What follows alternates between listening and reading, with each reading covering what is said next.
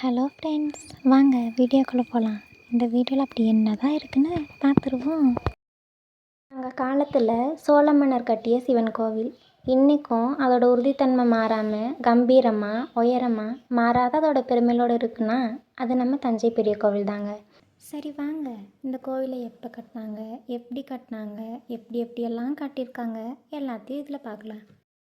கிபி 1003 வருஷம்தான் இந்த கோவிலவே கட்ட ஆரம்பிச்சிருக்காங்க. இந்த கோவிலை கட்டி முடிக்கிறதுக்கு மட்டும் 7 வருஷம் ஆயிருக்குங்க. 1010 வருஷம்தான் இந்த கோவிலவே கட்டி முடிச்சிருக்காங்க.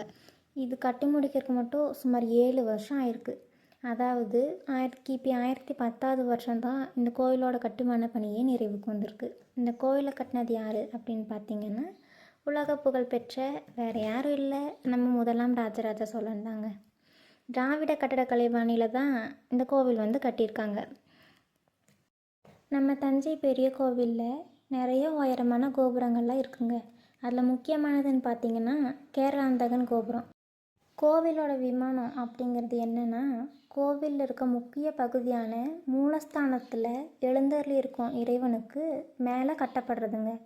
இந்த கோவிலில் இருக்க விமானம் ரொம்ப உயரமாக காணப்படுது. இக்கோவிலோட கட்டுமான பணி பொறியியல் துறைக்கு ஒரு அற்புதம் அப்படின்னு புகழப்படுதுங்க. கருங்கற்களே இல்லாத ஒரு செம்மண் பகுதி அங்கே தான் அமைஞ்சிருக்கு நம்ம தஞ்சை பெரிய கோவில். இதுக்கு எப்படி எங்கேருந்து கல் வந்துச்சு அப்படின்னு ஒரு கருத்து இருக்குங்க. இந்த கோவில் கட்டுறதுக்கு தேவைப்படுற கல் புதுக்கோட்டையிலேருந்து வந்திருக்கலாம் அப்படின்னு சொல்லப்படுது. உதாரணத்துக்கு நாம் இப்போ வீடு கட்டுறோம் அப்படின்னா அதுக்கு ஒரு அஸ்திவாரம் அப்படின்னு ஒன்று போடுவோம். மண்ணோட தன்மைக்கேற்ப அதோட ஆழம் அதிகமாகவோ குறைவாகவோ அப்படி போடுவோம். குறைஞ்சது 5 அடியாவது அஸ்திவாரம் போடுவாங்க. அதே மாதிரி 216 அடி உயரமான ஒரு பெரிய கட்டடங்க. அதுக்கு அஸ்திவாரம் இப்போ போடணும் அப்படின்னா இன்றைக்கி இருக்க கட்டட வல்லுநர்கள் அவங்கக்கிட்டலாம் கேட்டோன்னா 50 அடி ஆழம் 50 அடி அகலம் இந்த அளவில் நீங்கள் அஸ்திவாரம் போட்டால் கரெக்டாக இருக்கும் அப்படின்னு சொல்லுவாங்க. ஆனால் அந்த காலத்துலேயே இவ்வளோ பெரிய தஞ்சை பெரிய கோவிலுக்கு அஸ்திவாரம் வெறும் 5 அடி தாங்க. இதிலிருந்து நம்மளோட தமிழர்களோட அறிவியல் திறன் எவ்வளோ அதிகமாக இருந்திருக்குன்னு நல்லா புரிஞ்சுக்க முடியுது. கோவிலோட கருவறை இருக்குங்கள்ல, அதோட உச்சியில் 80 டன் எடை கொண்ட ஒரு பெரிய கல், அப்புறம் ஒரு நந்தி, விமானம் அப்படின்னு 240 டன் எடையை கோவிலுக்கு மேலே வச்சுருக்காங்க. இதனோட எடை கட்டுமானத்தையே அழுத்தி மொத்தமாக அந்த கோவிலவே பலமாக வச்சுருக்குதுங்க. அஸ்திவாரத்தை எல்லாம் கீழே போட்டால் இவங்க அஸ்திவாரத்தை மொத்தமாக கொண்டு போய் உச்சியில் வச்சுருக்காங்கங்க. தஞ்சை பெரிய கோவிலை கட்டின நாள்லேருந்து இன்னைக்கு வரைக்கும் எத்தனையோ நிறைய இயற்கை சீற்றங்களெல்லாம் வந்துடுச்சு. ஆனாலும் தஞ்சை கோவிலானது கம்பீரமாக நின்றுட்டுருக்குங்க. இப்போ பார்த்திங்கன்னா கிட்டத்தட்ட இந்த கோவிலை கட்டி 1000 வருஷத்துக்கு மேலே ஆச்சு. இந்த கோவிலோட 1000வது விழா 2010 வருஷம்தான் கொண்டாடியிருக்காங்க. இப்போ இருக்க டெக்னாலஜியை வச்சு எவ்வளோ பெரிய பில்டிங்ஸ் கட்டினாலும் அது கொஞ்ச நாள் தாங்க இருக்கும். அதுக்கப்புறம் ஒரு 100 வருஷமா 200 வருஷமா அது இடிஞ்சு போயிடுது. ஆனால் 1000 வருஷம் ஆனாலும் இன்னும் ஒரு துளி கூட அசையாமல் நின்றுட்டுருக்கு. இந்த கோவிலோட உயரம் அப்படின்னு பார்த்தோன்னா 216 அடி. சிவலிங்கத்தோட உயரம் அப்படின்னு பார்த்தோன்னா 12 அடி. சிவலிங்கத்தோட பீடத்தோட உயரம் அப்படின்னு பார்த்திங்கன்னா அது 18 அடி.